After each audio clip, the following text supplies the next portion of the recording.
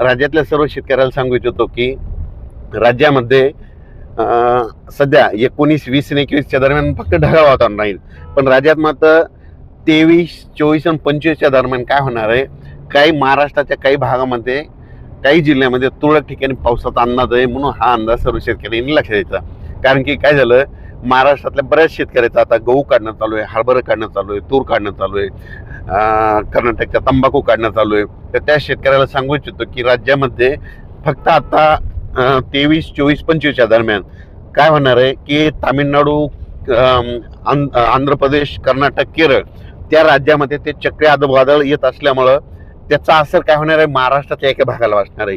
मग त्याच्यामध्ये कोणता जिल्हा आहे, तर नांदेड जिल्ह्यामध्ये नांदेड जिल्हा, लातूर जिल्हा, हिंगोली जिल्हा, यवतमाळ जिल्हा, वाशिम, त्याच्यानंतर अकोला जिल्हा, अमरावती, वर्धा, नागपूर, भंडारा, गोंदिया, चंद्रपूर, रामकुंड, त्याच्यानंतर तेलंगणात आदिलाबाद, धर्माबाद, नायगाव, नरसी, मुदखेड ह्या पट्ट्यामध्ये काय होणार आहे की 23, 24, 25च्या दरम्यान पाऊस येणार आहे. म्हणून दरवर्षी महाराष्ट्रामध्ये 22 फेब्रुवारी ते 10 मार्च वातावरण खराब होणार आणि गारपीट होणार म्हणून हे लक्षात येतं.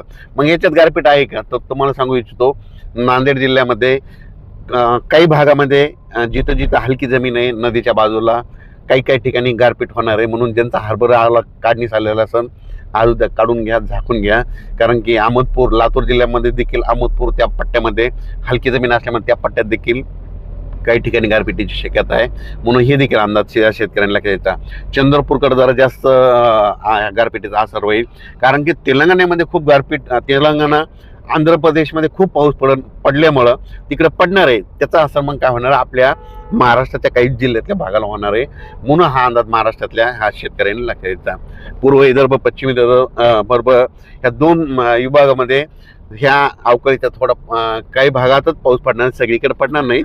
काय वाजतंय, अवकाळी आलं की हे सर्वदूर पडत नसतं, तुळक कुठेतरी पडत असं 10 किलोमीटर सोडून बी देतंय. त्याच्यामुळे एवढं घाबरायची गरज नाही, पण आपण आपलं सतर्क राहिलेले गरजेचं आहे. उत्तर महाराष्ट्राच्या देखील धुळे जिल्हा, नंदुरबार, जळगाव त्या परिसरात काय तुरळक ठिकाणी खूप ढगाळ वातावरण राहील आणि तुरळक ठिकाणी कुठंतरी पाऊस येईल. म्हणजे लय काही खूप काही मोठं येणार नाही. त्याच्यामुळे ही देखील सर्व शेतकऱ्यांनी लक्षात येतं.